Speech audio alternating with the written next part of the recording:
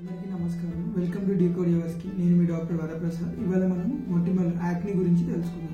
ఇది పెద్ద అంటువ్యాధి కాదు అండ్ ఒకరి నుంచి ఒకరికి వచ్చేది కాదు, పెద్ద జబ్బేం కాదు.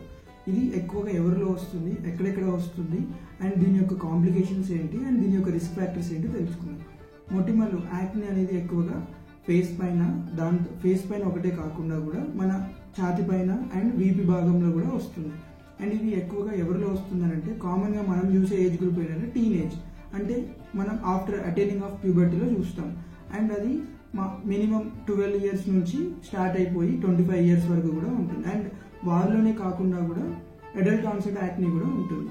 అండ్ ఇది ఎట్లా ప్రజెంట్ అవుతుందనంటే ముఖం పైన చిన్న చిన్న గడ్డల్లాగా కానీ చిన్న చిన్న కురుపుల్లాగా కూడా వస్తుంది. అండ్ ఇది 4 రకాలుగా ఉంటుంది అనమాట.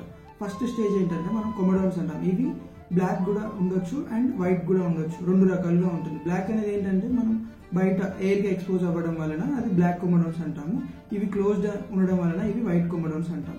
అండ్ అవి కాకుండా అండ్ గ్రేడ్ 2 అనేది ఎట్లా ఉంటుందంటే మల్టిపుల్ చిన్న చిన్నవి ఎర్ర కురుపుల్లాగా వస్తుంది, అవి పాపుల్స్ అంటాం. అండ్ ఇవి ఫర్దర్ సెకండరీ ఇన్ఫెక్షన్ వలన ఈ ప్రొపియోనియా బ్యాక్టీరియం యాక్ని అనేది అక్కడ ఉండటం వలన ఈ సెకండరీ ఇన్ఫెక్షన్ వలన ఇవి కొన్ని పస్ట్యూల్స్ లాగా వస్తుంది. అండ్ ఇవి అట్లనే వదిలేయడం వలన ఏమవుతుందంటే కొన్ని గడ్డల్లాగా కూడా అండ్ కొన్ని నాడ్యూల్స్ లాగా వస్తుంది. దాన్ని నాడ్యులోసిస్టిక్ యాక్ని అంటాం. అండ్ ఫర్దర్గా ఇవి అలానే వదిలేయడం వలన గిచ్చడం వలన ఇవి ఏంటంటే మొటిమలు కాస్త మచ్చల్లాగా మారిపోతుంది అనమాట. దాన్ని PIH అంటాం అనమాట, పోస్ట్ ఇన్ఫ్లమేటరీ హైపర్ పిగ్మెంటేషన్ అంటాం. అండ్ దాంతో పాటుగా కొంతమందికి ఏంటంటే గుంతల్లాగా ఫామ్ అవుతాయి.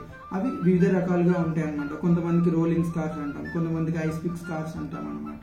అండ్ అవి కొంతమందికి హీల్ అవ్వడం కూడా ఎలా అవుతుంది అంటే గడ్డల్లాగా అవుతుంది, వాటిని కీలాయిడ్స్ అంటాం అనమాట.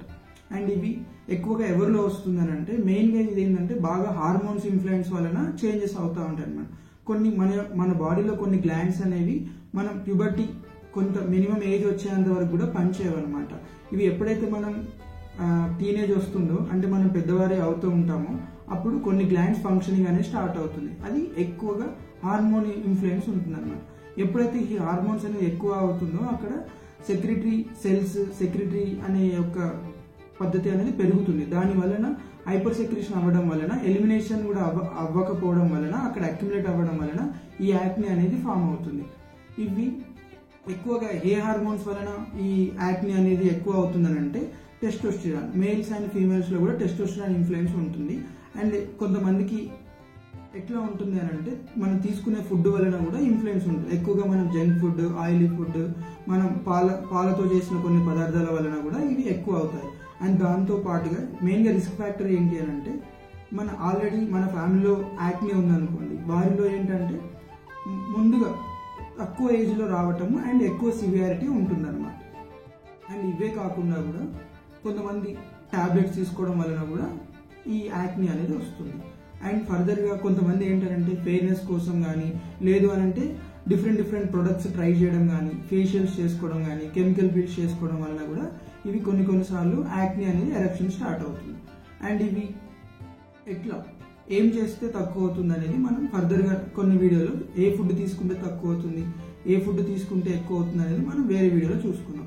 అండ్ దీంతో పాటుగా ఇది ఏం చేస్తే తొందరగా తగ్గుతుంది, ఏ టైంలో మనం ఏ టైప్ ఆఫ్ ట్రీట్మెంట్ తీసుకుంటే తగ్గుతుంది అనేది కూడా మనం మరి ఒక వీడియోలో చూద్దాం. అండ్ ఇవి ఎక్కువగా ముఖం పైన కాకుండా ఛాతి పైన కూడా వస్తుంది. అండ్ ఇవి ఛాతి పైన వచ్చేది ఎక్కువగా ఎట్లా అంటే మన డాండ్రఫ్ అనేది బాగా ఇన్ఫ్లుయెన్స్ చేస్తుంది అనమాట ఆ ఛాతి పైన వచ్చేదానికి. ధన్యవాదాలు.